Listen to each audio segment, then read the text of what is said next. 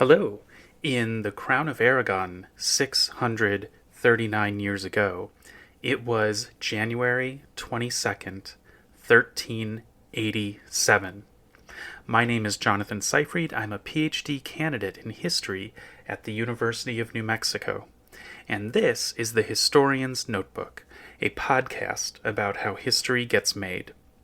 Season 1 is titled Multcara Companiona. We're looking at a document from each day of the first year of the reign of King Joan I of Aragon and Queen Violante de Bar. Join me on this journey through the thousands of digitized pages available on Pares, a website produced by Spain's Ministry of Culture and Sport. Let's begin today's document.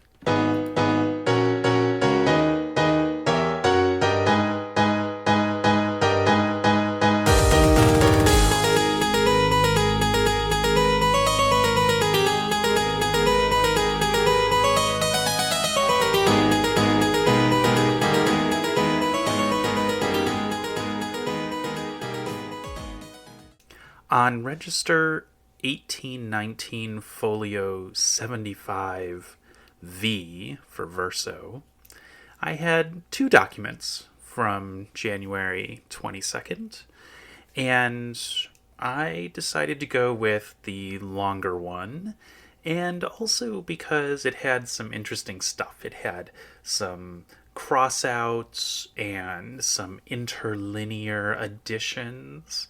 And then at the end, it had a bunch of addressees basically saying that this one letter was copied a bunch of times and sent out to many destinations. So there was a lot of interesting stuff going on with this longer letter it's the second one on this folio. This is from Violante's Register. It's from her secret seal, which again is not necessarily like the same as a top secret designation we might think of today, but still an elevated level of security. And Violante is sending out the same message to a great many communities that are now in her portfolio. I'm pretty sure that most of the communities listed are not ones that Violante had in her portfolio as the Duchess of Girona, the title that she had before the ascension to the throne on January 5th or 6th, depending on how exactly you want to slice that. And so here we've got a message that is being transmitted to all of these communities. I would guess that in many cases this is the first they're hearing from the new member of the royal family that is in charge of their affairs.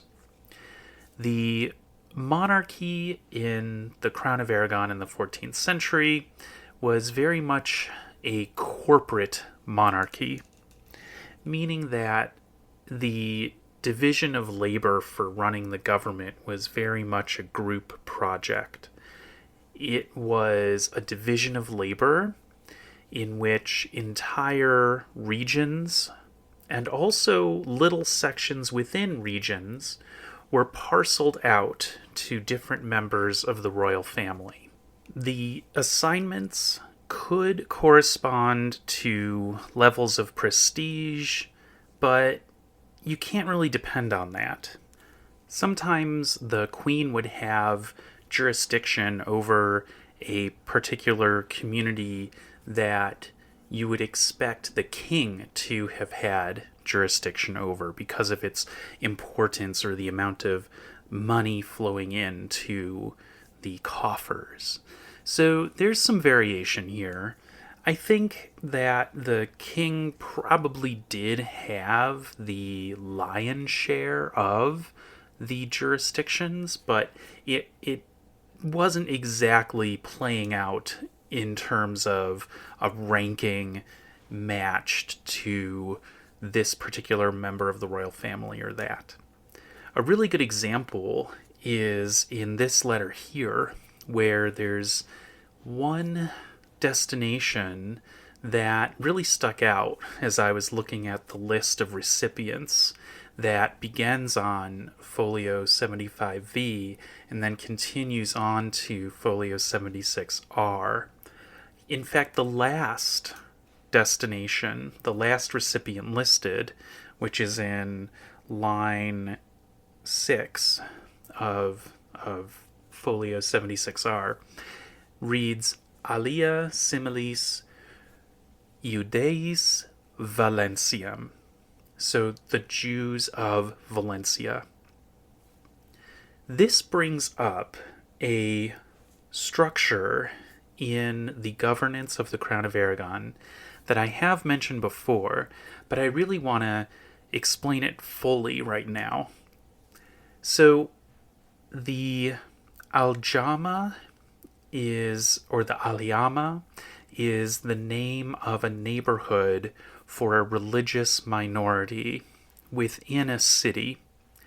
And that particular sub-municipality would report directly to the monarchy, and its tax revenues would go directly to the monarchy.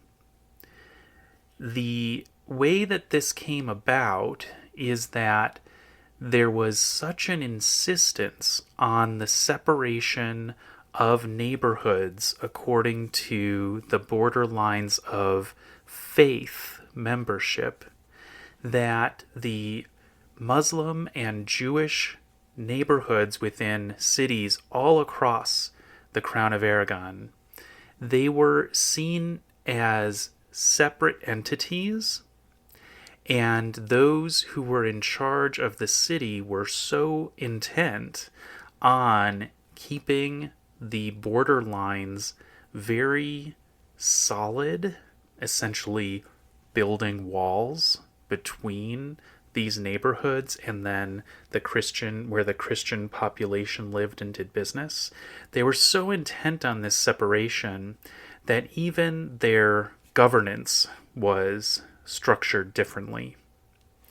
Another piece of this is that the tradition arose as the centuries went on of religious minorities having all kinds of different rules for how to conduct their affairs, whether it's the clothes that they wore or the hours that they could be certain places or the amount of noise that they could make in their religious commemorations, and also the way that they paid their taxes.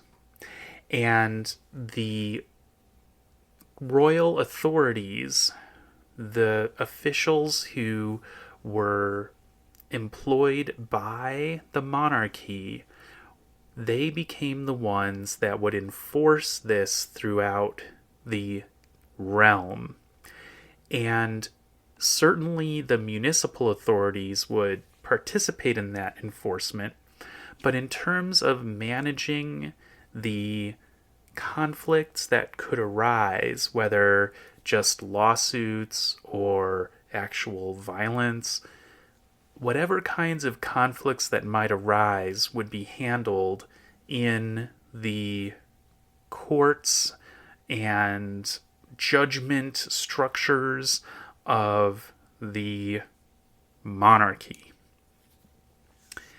So what we're seeing in this letter is a little microcosm of that, because in addition to all these other villages, right, that are listed here as recipients of this letter, we also see that the Jews of Valencia are recipients of this letter.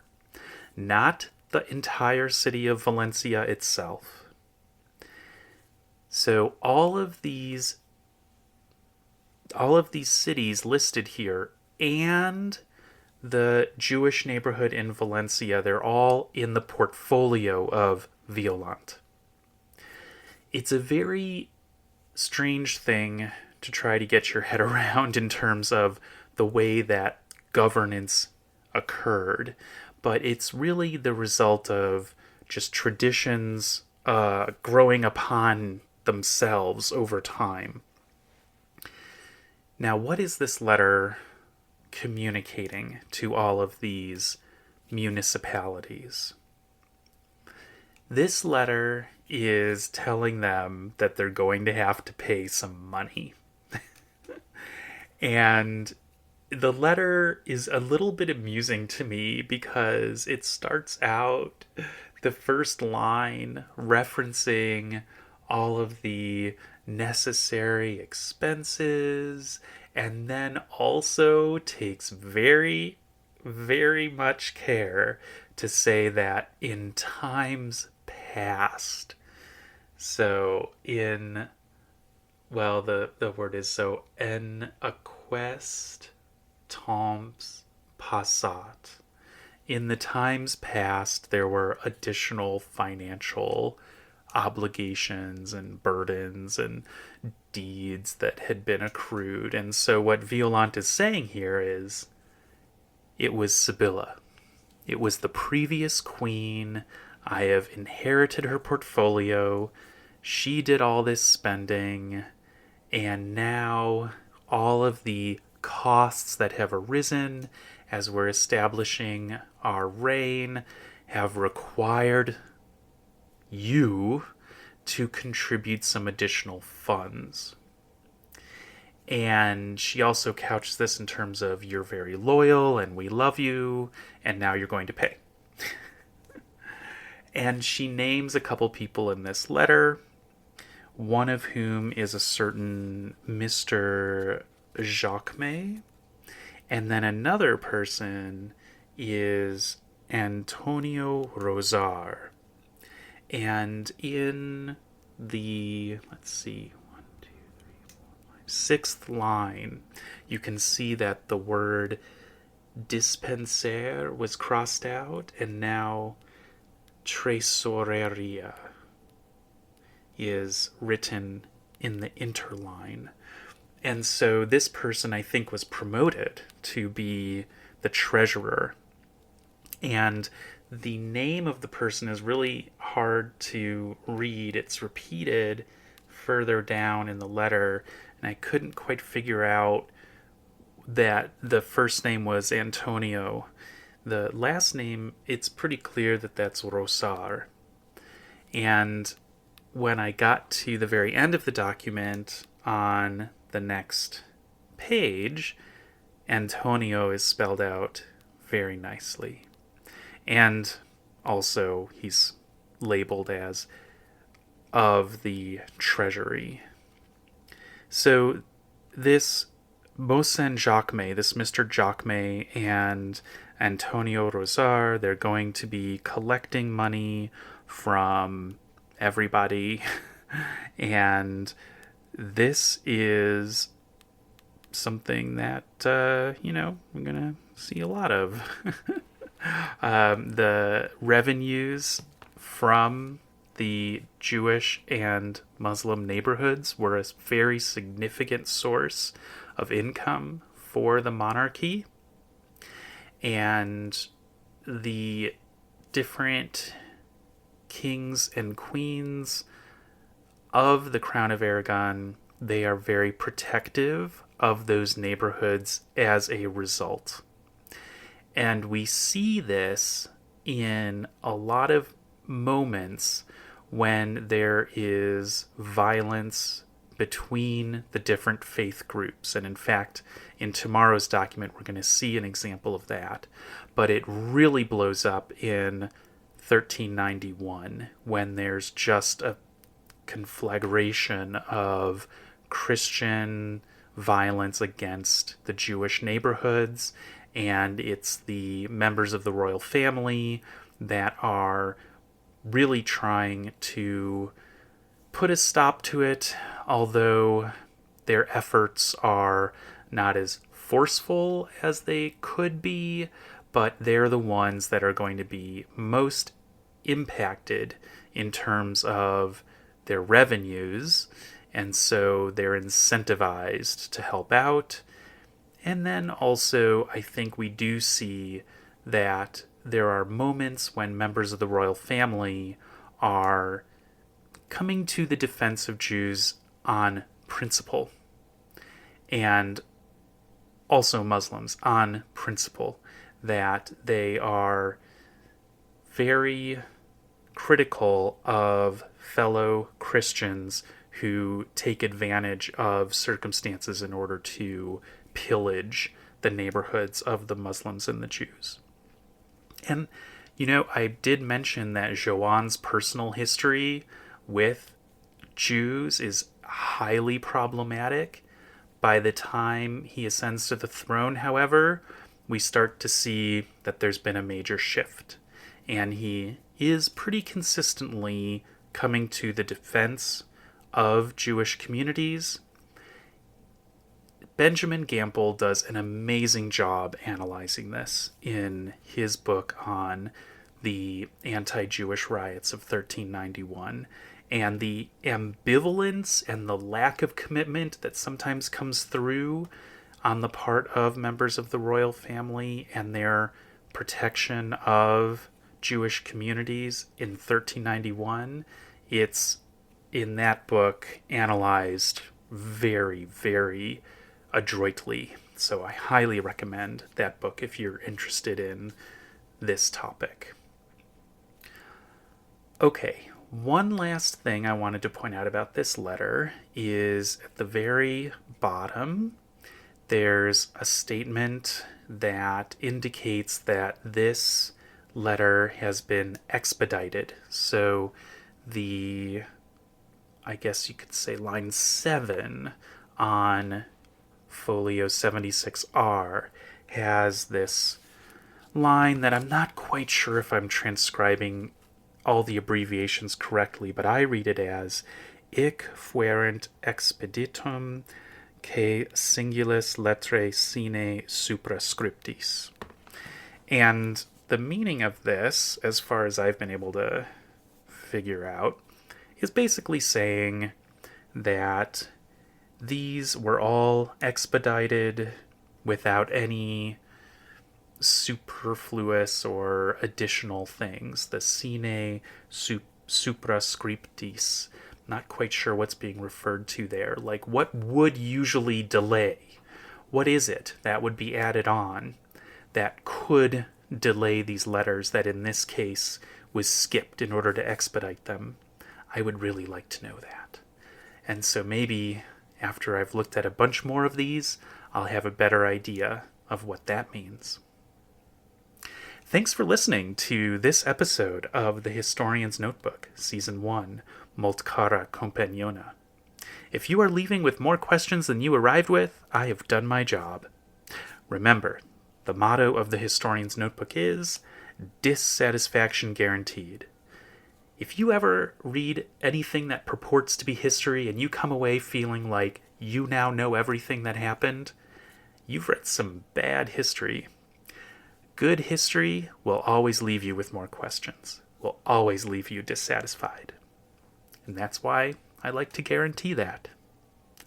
Visit the website, jonathanseyfried.net, to see an image of today's document and some additional show notes.